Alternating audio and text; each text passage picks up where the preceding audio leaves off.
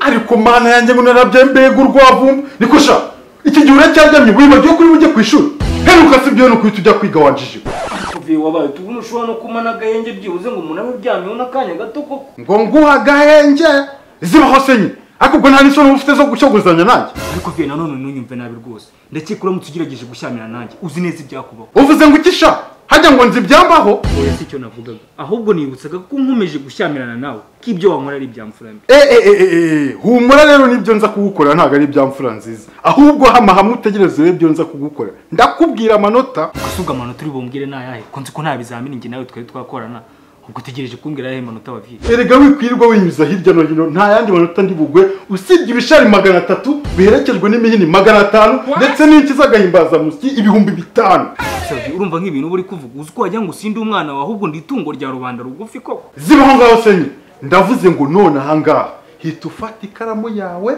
ufate ikayi yawe ufate irate yawe ufate papier janike ufate na bavete yawe ubishyire mu mbaraje mite mbona uzingiye minkanyari yawe n'amabinga urenga hari mu muryango uhita ujya ku ishuri ariko sundi vi wanditse nk'iryamye ko nubundi mbizi ko batatuma niga ahubwo bahita bangarura ngo ninze mbwire papa mabinga azaje gusobanura impamvu umwana we mabinga akirerwa kuza kwiga wamutisha urarebye ubona nkwiye kwitwa so nkanjye mabinga nanone ariko umenye ko ari wavuze ngo ndi mabinga ubwo byumvikane neza ko uri papa mabinga ceceka wa kibura buryo urifata umugabo nkanjye wabyaye umwana ngo nabyaye imbwa nkawe ngo ndi papa mabinga oya nanone ariko vie wenda niba navuze amagambo mabi akaba gukomerekeje mbabara rwose sinzonge oya ntacyo reka ibyo tube tubiretse kuko turabisubiramo tugeze ku ishuri oya ariko rwose vie ntumbwire ko tugiye kujyana ku ishuri ibindi tubivuganire ku ishuri peti ariko se vie ejo ko numva kuvuga ngo urajya gusura mukuru wawe uyu munsi nabwo wavayo ukahita uhitira kwa ya nshuti yawe ifunze nabwo waba ukivayo ukahita ujya gusenga mu misa waba yariho wigira aka kanya n'ubundi kariho ingenzi njye nitwazanajyana kwiga n'ubutaha ku ishuri n'ubundi naho rigiye ariko ibyo bigambo wakomeje kurondogora byose n'ibyiki ubwo uragira ngo nongere musubiremo ibyo nakubwiye mbere neza ndavuze nti feri ya mbere nkubone ku ishuri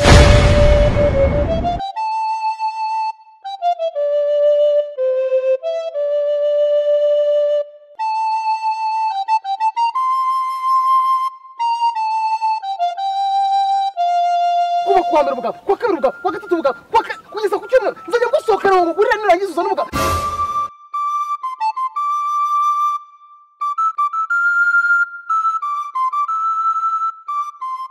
vi birabona ko uri kurwana twege kubatabara tojya ku ishuri tugenda umubwire ndafite ubugambo ndafite kukugurira ngomba kubivuga kuko n'ubundi nasubiye wasika rwakunanirwa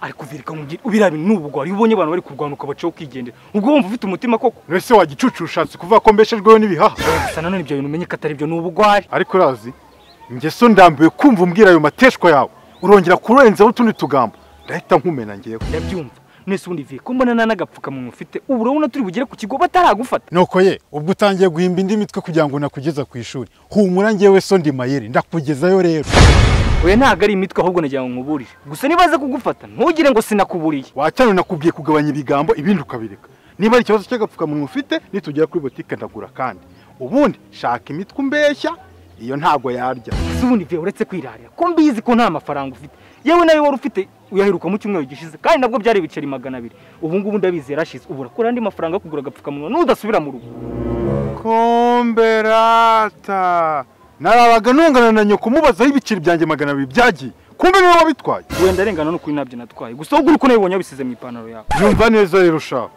uko mbona ngewe so ndi mayeri tutavuganye byinshi Desa zanjyana akusevye kubizi ko umuhungu wawe mabinga ntajya niba urumva nene kukwibubwa budesa bwawe nkaho nyobe kubukene ufite mu no minsi bwakubayeho karande ugize ngukisha ariko urabizi reka nsubire mu rugo nza nagapfukamunwa ariko nawe nitugera ku ishuri ndakwereka ko ibyo wavuze wibagiwemo yuko ngira n'umujinya wa karande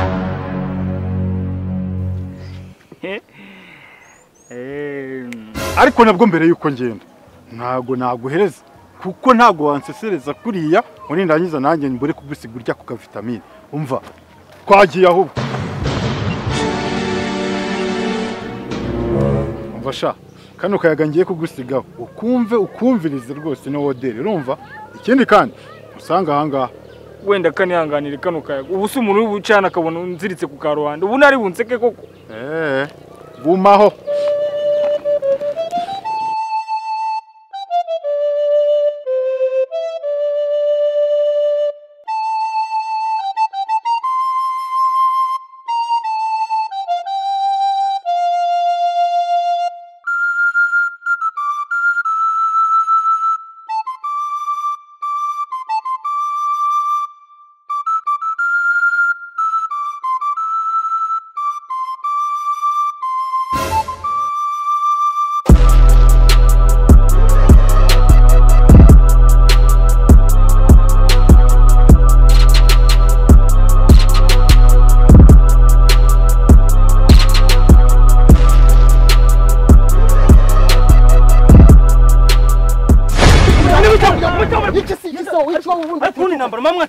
Usko murebye nabana muhitana. Umva rumbwira wa mwana we. Baba ruhunga ibiri kubera hangana hahura n'ibyo wiga. Urumva?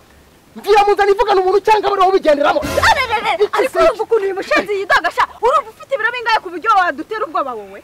Hani sonerega. Ako se mwavandimwe mwari cyo mukareka guteza amani. Nago mubona ko muri ku karubanda. Ibyo ko turi ku karubanda nacyo bimbwiye di. Ahubwo murumvire mu nzira utanira umujinga gufatanya nawe. Ako se undi wa mugabo we kumuna warakaye cyane. Niki umugore yagukoreye cyane tumwigira uburakare nk'ubw'intari shonje. Sasa rero dore ukuntu byagenze. Nasokanye na ryama kumara ngiye kumugurira icupa. Ariko ikintu cyantangaje kikaba cyanambabaje. Nuko ntari nzi ko nasokanye n'injajwa. Apo injajwa na bene wanyu. Urumva ukuntu uri kunyandagaza mu bantu nani sono ufite nkaho udasanzwe ubikora. Ako se wa mugore watuje ko nahaye ijambo ngo ngavuge. Nasoza nuri bukurikiraho ngo uvuge. Itondere banza nsobanurire. Ubwo twageze mu kabari rero ntangira kwihamagarira abari beza. Ngiye kumva numva gikuri wa munwa wacu ngo mfite umugore ngo nta kimumariye ngo nirwa muhingisha ngo yewe ngo ni posho ntanga. Mana ngiye kurabona bari bahise bigendera. Ako se undi nkawe washyaga waruriki. Wani uje kuzana utuntu tw'utugambo nk'utwo ngutwo. Ko bari bagusohokanye ngo bakugurire wazana ubugambo bw'iki.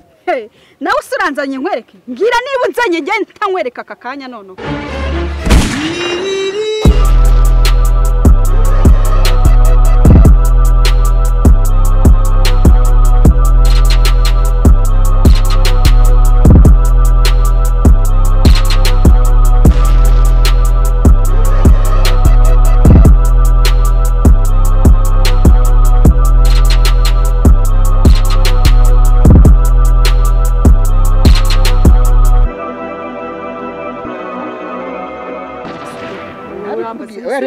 Reba ukuntu mugize. Ariko se mukoze iki si wabitangiye? So wabitangiye. Asutamye hangaha uko. None se wabizanye amagambo utumaza tuza. Iki urambaza iki?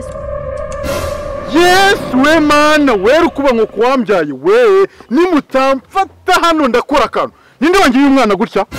Ababyeyi abantu biki gihe basige do nguriye ureba rwose. Yego rata.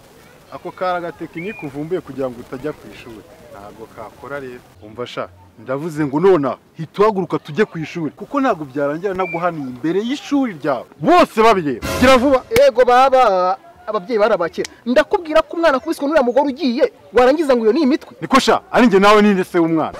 Ndavuze ngo cishwa tugenda ku ishuri. Twagiye haguruka ho.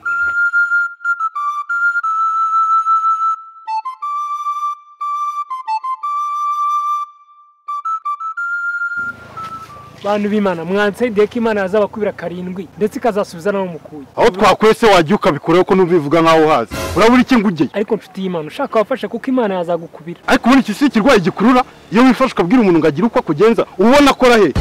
Hoshya ari ibyatsi by'imiba rwose nk'itanu wavanga n'amasuso yamara kuzuza umuntu akazi kaguha akakugaburira ukarya ugahaga.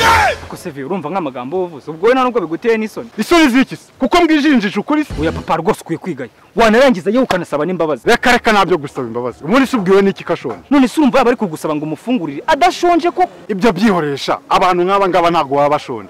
Nta muntu ujya uba i Kigali ngo yicwe n'inzara. Uzanabaririze wowe. Nyamara muvandimwe ushaka wamfashe ko ndashonje by'indenga kamere cyane. Kamere ni ariko ubundi reka nkubaza. Ubundi umaze imyaka ingahe usabirizaho? Imyaka maze nsabirizaho sinyizi neza gusa ndibuka igihe natangiriye. Ni ryari ubwo? Natangiye gusabiriza tariki 25 Gicurasi 2001. Cyakoze ndumiwe koko. Ubu se ko numva wasabirije kera kuki utakize? Ako se wamufashije niba ubishaka cyangwa se niba utanabishaka tukava hano twikomereza urugendo ukareka kubaza ibyo bibazo byawe bidashinga. Reka mbaze sha kuko ntabwo numva ukuntu umuntu amara imyaka 20 asabiriza nta n'ikibanza afite i Kigali. Ahubwo uyu nguyu ni umuhwera, ashobora kuba afite n'ikibazo mu mutwe. Viye urakoze kwigaragaza rero rwose, rekera ngo tugende dukomeze urugendo nuko wagaragaye. Mwana we nakamufashije, gusa ntabwo nafasha umuntu umaze imyaka 20 asabiriza. Jamais de la vie. akira data muvandi wibereho nawe kabisa. Kuri urakabyara uhingo rwose Imana ngo umugisha ikongerera. Reka mwana we, ntabwo ari amafaranga yose yayanjyana. Umuntu umaze imyaka 20 yose asabiriza akora. Ubonye niyo yaba ari umusabirizi mushyashya yenda ukayamuha ko byanakumvikana. Asivi ufite ikibazo cyiki kwanze kumufasha akaba ari ngiye umwifashirije warikiye ngo ubwo bugambo tukagenda. Okay, ntacyo tugenda. Ariko mbere yuko tugenda nabanza tugarurire hano. Ushaka kwa kugarura amafaranga y'ikise kandi. Erega umenye ko atari we musabirizi wenyine uriho. Tugomba gufasha n'abandi basabirizi turi buhure nabo imbere.